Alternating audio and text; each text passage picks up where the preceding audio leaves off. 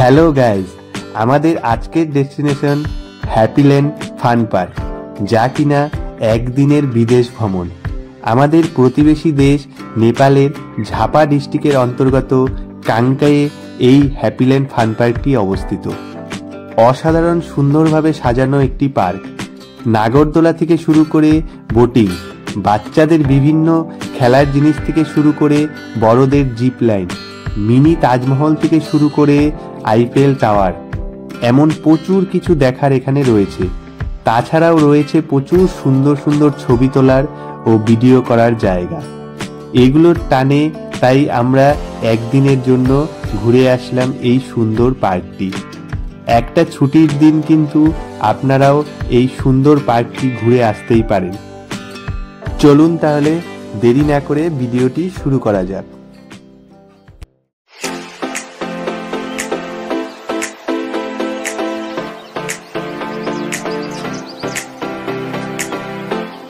হ্যাপিল্যান্ড park কিভাবে যাবেন? শিলিগুড়ি থেকে প্রায় 60 কিমি দূরে ও বাগডোগরা থেকে প্রায় 50 কিমি দূরে অবস্থিত এই পার্কটি। বাসে করে গেলে শিলিগুড়ি বা বাগডোগরা যে কোনো জায়গা থেকে প্রথমে বাসে করে পানি ট্যাঙ্কি পৌঁছে যেতে হবে। এই পানি ট্যাঙ্কিতেই রয়েছে মেচি রিভার। এই মেচি রিভারই হচ্ছে ভারত ও নেপালের বর্ডার। এখানে কিন্তু সকলের গভর্নমেন্ট ফটো আইডি চেক করবে, তাই যারা যাবেন অবশ্যই সকলে আধার কার্ড বা ভোটার কার্ড সাথে নিয়ে যাবেন। এই মেচি রিভার থেকে টোটো করে প্রথমে পৌঁছে যেতে হবে কাকরভিটাতে। এই কাকরভিটা বাস স্ট্যান্ড থেকে বিরাটনগরের বাস ধরতে হবে এবং আপনারা কন্ডাক্টরকে বলবেন যে ঝাপাতে হ্যাপিল্যান্ড পার্কের সামনে নামিয়ে দিতে, তাহলেই কন্ডাক্টর হ্যাপিল্যান্ড পার্কের সামনে আপনাকে নামিয়ে দিবে। নেমে ডান দিকে দেখতে পাবেন বড় গেট রয়েছে, সেখান থেকে আপনারা হেঁটে অথবা টোটো করে পৌঁছে যেতে পারবেন হ্যাপিল্যান্ড পার্কে।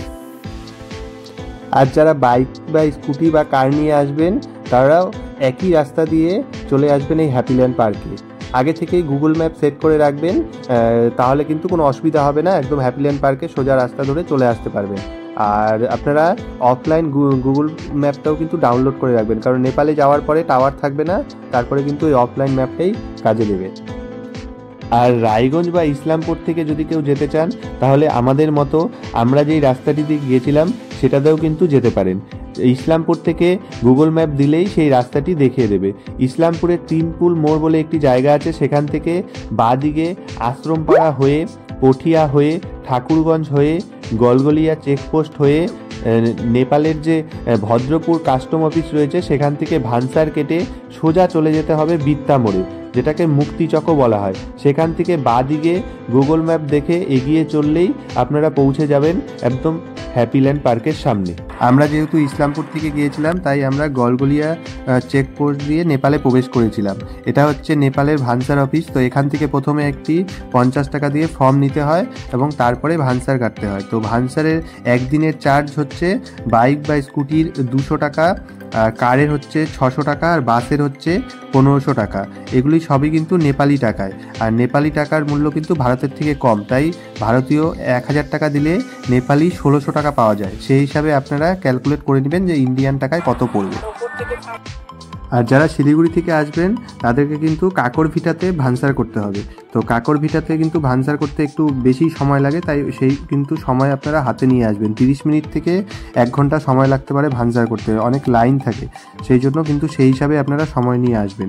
আর সকলে কিন্তু আইডি প্রুফ কিন্তু অবশ্যই নিয়ে আসবেন, ভোটার বা আধার কার্ড। আর যারা পার্সোনাল কার বা বাইক নিয়ে আসবেন তাদের কিন্তু অবশ্যই সেই গাড়ির আসল আরসি বুক নিয়ে আসতে হবে, কারণ ভানসার করতে কিন্তু আসল আরসি বুক আপনাদেরকে অবশ্যই দেখাতে হবে।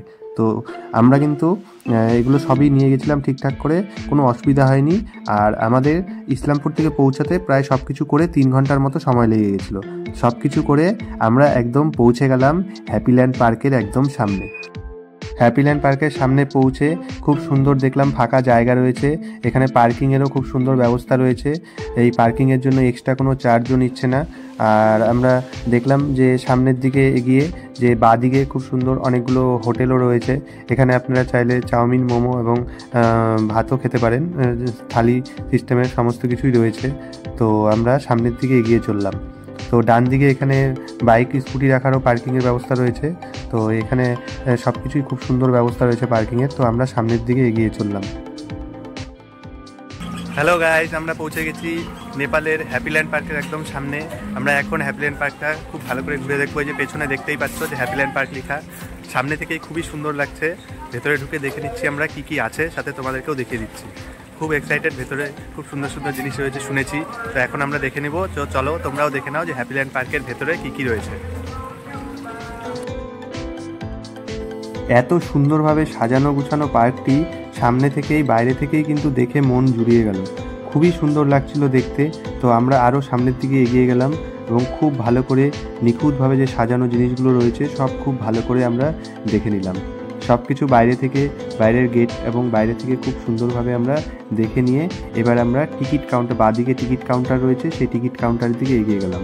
এখানে হচ্ছে টিকিটের রেট হচ্ছে পার পারসন 200 টাকা হচ্ছে নেপালি টাকায়, আর ইন্ডিয়ান টাকায় হচ্ছে 130 টাকা। তো আমরা সবার জন্য টিকিট কেটে নিলাম। তো টিকিট কেটে দেখলাম এর মধ্যে দুটো রাইড ফ্রি রয়েছে, ফেরিস হুইল এবং কলম্বাস, দুটো রাইড ফ্রি রয়েছে। তো আপনারা আসলে কিন্তু এই দুটো রাইড অবশ্যই করবেন। তো আমরা টিকিট দেখিয়ে এবার একদম পার্কের ভেতরে প্রবেশ করলাম। খুব সুন্দর করে ফুল দিয়ে সাজানো পার্কটি সত্যি দেখেই মন মুগ্ধ হয়ে যায়। এর সামনেই খুব সুন্দর একটি ক্লক টাওয়ার রয়েছে। তো আমরা এই ক্লক টাওয়ারটিকেও খুব ভালো করে দেখলাম, সত্যিই খুব সুন্দর করে সাজানো। এরপরেই ডান দিকে রয়েছে একটি ওয়ার্ল্ড ম্যাপ, সেটিও খুব ভালো করে আমরা দেখে নিলাম। সত্যি খুবই সুন্দর করে সাজানো রয়েছে চারিদিকটা, খুবই ভালো লাগবে এখানে আসতে। এরপর আমরা সামনের দিকে এগিয়ে চললাম। যত সামনের দিকে এগিয়ে চললাম ততই যেন ভালো লাগছিল। এত সুন্দরভাবে চারিদিকটা সাজানো, খুবই ভালো লাগছিল, খুবই সুন্দর করে সাজানো। তো এই দিকটাও আমরা খুব ভালো করে ঘুরে দেখলাম। এই দিকটাও খুব সুন্দর করে সাজানো। এখানে টয়লেটও রয়েছে, আপনারা চাইলে ভেতরে টয়লেটেও যেতে পারবেন, কোনো অসুবিধা নেই। আর তারপরে আমরা সামনের দিকে এগিয়ে চললাম। এখানে দোকান রয়েছে, আপনারা চাইলে এখানে হালকা কিছু খাবারও খেতে পারেন, কোনো অসুবিধা নেই। তারপরেই সামনে দেখতে পেলাম খুবই সুন্দর একটি জায়গা, সেটা হচ্ছে খুব সুন্দর নেস্ট একটা। তো সেটাও আমরা ঘুরে দেখলাম এবং সামনের দিকে এগিয়ে গিয়ে দেখলাম এখানে খুব সুন্দর করে সাজানো হাতি রয়েছে বড় বড়, তো এবং ছোট ছোট দুটো হাতি রয়েছে, খুবই সুন্দর করে সাজানো। যত এগিয়ে যাচ্ছিলাম প্রত্যেকটা স্পট যেন ছবি তোলার আর ভিডিও করার জন্যই বানানো, এত সুন্দর করে সাজানো চারিদিকটা। এখানে একটি ড্যান্সিং কটেজও রয়েছে, এখানে চাইলে, এখানে গান বাজছিল, এখানে চাইলে আপনারা গানের সাথে ড্যান্স করতে পারবেন, কোনো অসুবিধা নেই। এই যে এখানেও আপনারা চাইলে বসে ছবি তুলতে পারবেন।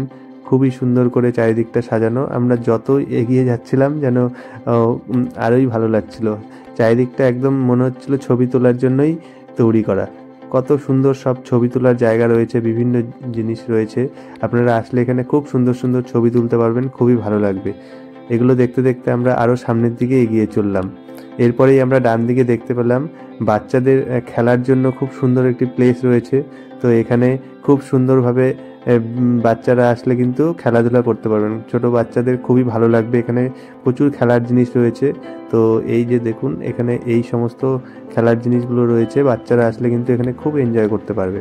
তো এখানে হচ্ছে টিকিট রয়েছে, এখানে বাচ্চারা যদি খেলতে চায় তো নেপালি টাকায় 100 টাকা কিন্তু লাগবে এখানে প্রবেশ করার জন্য। বাচ্চাদের খেলার প্লেসের পাশেই আরও খুব সুন্দর জায়গা রয়েছে, আমরা সেগুলোও খুব ভালো করে ঘুরে দেখলাম। চারিদিকটা সত্যি খুবই সুন্দর করে সাজানো, খুবই সুন্দর লাগবে। প্রচুর ছবি তোলার প্লেস রয়েছে, ভিডিও করার প্লেস রয়েছে, খুবই ভালো লাগবে। খুবই সুন্দর করে সাজানো, খুবই ভালো লাগবে। আমরা এগুলো ঘুরে দেখলাম এবং আমরা আরও সামনের দিকে এগিয়ে চললাম। এরপরে পাশেই নাগরদোলা ছিল।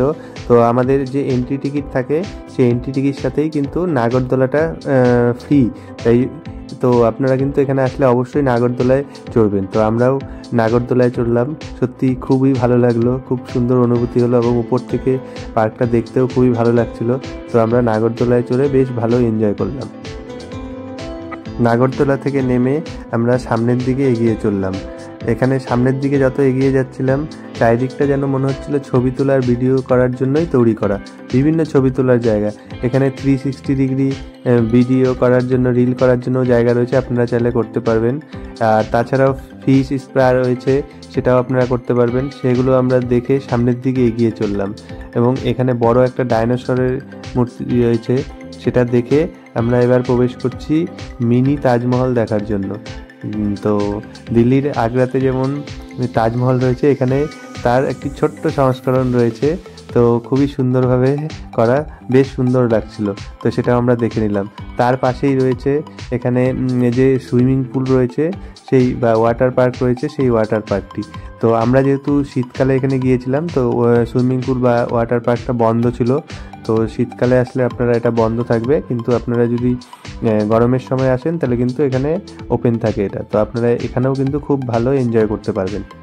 তো সেটা দেখে আমরা আবার আরেকটা জায়গায় চলে আসলাম।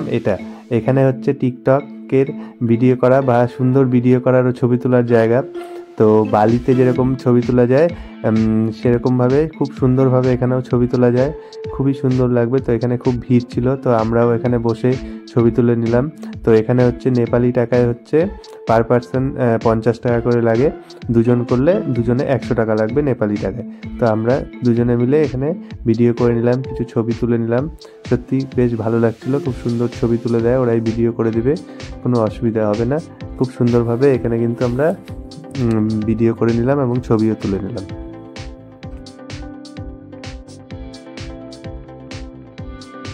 এরপরে আমরা বাদিকে খুব সুন্দর একটি ছোট লেক দেখতে পেলাম। আপনারা চাইলে এই লেকে কিন্তু বোটিংও করতে পারবেন, এখানে বোটিংয়েরও ব্যবস্থা রয়েছে। তাছাড়াও এই লেকের আরেকটা খুব ভালো অ্যাট্রাকশন রয়েছে, সেটা হচ্ছে এই লেকে অনেক কালারফুল মাছ রয়েছে এবং বড় বড় কচ্ছপও রয়েছে। তো আমরা সেগুলো দেখার জন্য সামনের দিকে এগিয়ে গেলাম এবং আমরা মাছগুলোকে ও কচ্ছপগুলোকে খাবার দিলাম। তো খাওয়ার জন্য মাছগুলো কচ্ছপগুলো খুব তাড়াতাড়ি দৌড়ে সামনে চলে আসলো এবং এত সুন্দর লাগছিল দেখতে, সত্যিই খুবই ভালো লাগছিল। খাবার পেয়ে ওরা তাড়াহুড়ো করে সকল মাছগুলো কচ্ছপগুলো খেতে চাইছিল। সত্যি দেখে খুবই ভালো লাগছিল, খুব এনজয় করলাম, খুবই ভালো লাগলো এই মাছগুলো দেখে।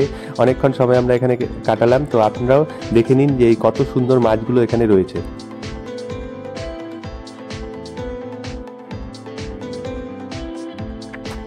এরপরে আমরা চলে আসলাম জিপ লাইন করার জন্য। এই ফান পার্কে ঢোকার সময় বাদিকেই রয়েছে জিপ লাইনের স্টার্টিং পয়েন্টটা। তো আমরা সেখানে চলে আসলাম, সিঁড়ি বেয়ে উপরে উঠলাম। উপর থেকে ফান পার্কের ভিডিও এবং ছবি কিন্তু খুব সুন্দর উঠে এবং খুব সুন্দর ভিউ দেখা যায়। তো আমরা সেই সুন্দর ভিউটা দেখলাম এবং এরপরে আমরা জিপ লাইন করার জন্য প্রস্তুতি নিলাম। পার পার্সন জিপ লাইনের হচ্ছে নেপালি টাকায় 300 টাকা ও শুধু যাওয়ার জন্য, এবং আপ ডাউন করলে নেপালি টাকায় 500 টাকা লাগবে। তো আমরা জিপ লাইন করার জন্য রেডি হয়ে গেলাম। ওরা খুব সুন্দরভাবে সেফটি নিয়ে খুব সুন্দরভাবে সেট করে দিল এবং বেশ মজা লাগছিল। তো আর কিছুক্ষণের মধ্যেই জিপ লাইনে রওনা দিব। তো বেশ ভালো লাগছিল। তো চলুন তাহলে দেখে নিন যে জিপ লাইনে কেমন করে গিয়েছিলাম, সত্যি খুবই ভালো লাগছিল।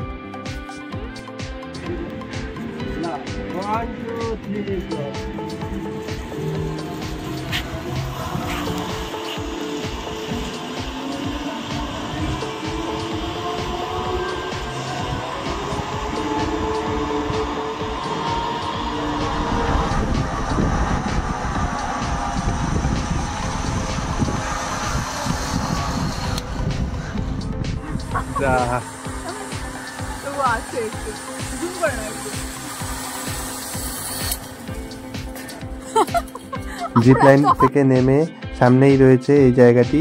এখানে উপরে উঠে আপনারা খুব সুন্দর ছবি তুলতে পারবেন, আর তাছাড়াও এখান থেকে উপরের ভিউও খুব সুন্দর দেখা যায়। তো আমরা সেটা দেখে নিলাম এবং দেখে এই যে এখানে আবার চলে আসলাম। এখানে ঝর্ণা রয়েছে, খুব সুন্দর জল পড়ছিল ওপর থেকে। তো এখানে চাইলে আপনারা খুব সুন্দর ছবি তুলতে পারবেন, খুবই ভালো লাগবে। তো আমরা সেটাও দেখে নিলাম। এগুলো দেখার পরে আমরা আরও সামনের দিকে এগিয়ে চললাম এবং এখানে একটি মিনি জু রয়েছে। তো আমরা সেই মিনি জুটিও খুব ভালো করে ঘুরে দেখলাম।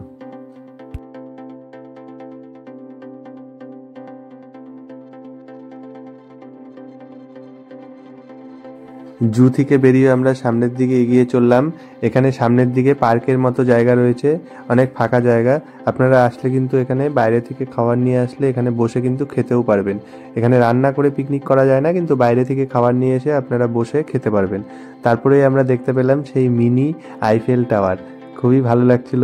তো এই আইফেল টাওয়ারের উপরে উঠে আপনারা ছবিও তুলতে পারবেন। তো আমরাও এখানে মিনি আইফেল টাওয়ারটা দেখে নিলাম। তো তারপরে আমরা সামনের দিকে এগিয়ে চললাম। এখানে একটি কার রয়েছে, কারের উপরে গাছ রাখা রয়েছে, তো সেটাও আমরা দেখে নিলাম। সামনের দিকে এগিয়ে গিয়ে আমরা একটি রথ দেখতে পেলাম। এখানে চাইলে আপনারা রথে বসে বা দাঁড়িয়ে ছবি তুলতে পারেন। প্রচুর ছবি তোলার জায়গা রয়েছে, আসলে ছবি তুলে তুলে আপনার মন ভরবে না, অনেক ছবি তোলার জায়গা রয়েছে। তো এগুলো দেখে আমরা আবার সামনের দিকে এগিয়ে চললাম। এরপর আমরা এই জায়গাটা ঘুরে দেখলাম। এখানে কিন্তু প্রচুর দোলনা রয়েছে, ছোট বড় সবার জন্যই দোলনা রয়েছে, বড়দের জন্যও দোলনা রয়েছে। আপনারা চাইলে এই দোলনায় চড়ে দোলও খেতে পারবেন এবং চারিদিকটা বেশ সুন্দর করে পার্কের মতো সুন্দর করে সাজানো। এরপরে এখানে কিন্তু হর্স রাইডিংও হয়। এই যে হর্স রাইডিং হচ্ছে, আপনারা চাইলে কিন্তু হর্স রাইডিংও করতে পারেন। তো আমরা এরপরে আরও সামনের দিকে এগিয়ে গেলাম। সামনের দিকে এগিয়ে যাওয়ার পরে আরও সুন্দর সুন্দর প্লেস রয়েছে, সেগুলো আমরা ঘুরে দেখলাম। এখানে দেখুন একটা ছোট ব্রিজ রয়েছে, সেই ব্রিজের উপরে উঠে আপনারা ছবি তুলতে পারবেন। পেছন থেকে জল পড়ছে, বেশ সুন্দর লাগছিল। তো আমরা এগুলো দেখলাম, এখানে কিছু ছবি তুললাম এবং সামনের দিকে এগিয়ে চললাম। এরপর আমাদের যে আরেকটা ফ্রি রাইড ছিল, তো আমরা সেই রাইডটা করলাম। সত্যি খুবই মজা হলো, বেশ খুব আলাদাই অনুভূতি হলো, খুব এনজয় করলাম। এরপর সামনের দিকে এগিয়ে গিয়ে দেখলাম এখানে বাচ্চাদের খেলার জিনিস রয়েছে, চাইলে এখানে বাচ্চারা খেলতেও পারবেন। তারপরেই আমরা দেখতে পেলাম যে হ্যাপিল্যান্ড এয়ারপোর্ট। তো এখানে হ্যাপিল্যান্ড এয়ারপোর্ট রয়েছে, এখানে একটি এরোপ্লেন রয়েছে। তো আমরা সেই এরোপ্লেনটা দেখলাম, খুবই ভালো লাগছিল। চাইলে আপনারা ভেতরে ঢুকে ছবিও তুলতে পারবেন। তো আমরা সেটা দেখে সামনের দিকে এগিয়ে চললাম। তো প্রচুর জিনিস এখানে দেখার রয়েছে, আমরা প্রায় মোটামুটি অনেক কিছুই দেখেছি, যতটা সম্ভব দেখা যায়, যেন সময় কম পড়ে যাচ্ছিল। তো দেখে আমাদের বের হওয়ার সময় হয়ে গিয়েছিল, তাই আমরা এখন বাইরের দিকে বেরিয়ে যাব। তো এই তাজমহল যে আছে, মিনি তাজমহল, এই মিনি তাজমহলের পাশ দিয়েই বাইরে বের হওয়ার রাস্তা রয়েছে। তো আমরা সেই বাইরে বের হওয়ার রাস্তা দিয়ে বাইরের দিকে এগিয়ে চললাম। নেপালের হ্যাপিল্যান্ড পার্ক ঘুরে খুবই ভালো লাগলো, সত্যি খুবই সুন্দর। সারাদিন যেন কম পড়ে গেল, সারাদিন সব ঘুরে দেখলাম, কিন্তু তাও মনে হচ্ছে যেতে ইচ্ছা করছে না, কিন্তু খুব ভালো ঘুরলাম। এটা কিন্তু কোনো প্রমোশন ভিডিও নয়, তোমরা যদি আসতে চাও আসতেই পারো কিন্তু একদিন সময় নিয়ে। তো সমস্ত ডিটেলস আমি ভিডিওতে দিয়ে দিয়েছি, তোমরা কিভাবে আসবে দেখে নিও, আর খুবই ভালো লাগবে আসলে। একদিন সময় কিন্তু অবশ্যই কাটিয়ে যেও। ভিডিওটি কেমন লাগলে অবশ্যই জানিও, আর চ্যানেলটি সাবস্ক্রাইব না করা থাকলে অবশ্যই সাবস্ক্রাইব করে বেল আইকন প্রেস করে রেখো। নতুন কোনো ভিডিও নিয়ে খুব তাড়াতাড়ি আবার দেখা হচ্ছে। ততক্ষণ সকলে ভালো থেকো, সুস্থ থেকো। আর হ্যাঁ, ভিডিও নিয়ে যদি আরও কিছু জানার থাকে তাহলে অবশ্যই কমেন্টে জিজ্ঞাসা করতে পারেন, আমি যথাসম্ভব চেষ্টা করব উত্তর দেওয়ার।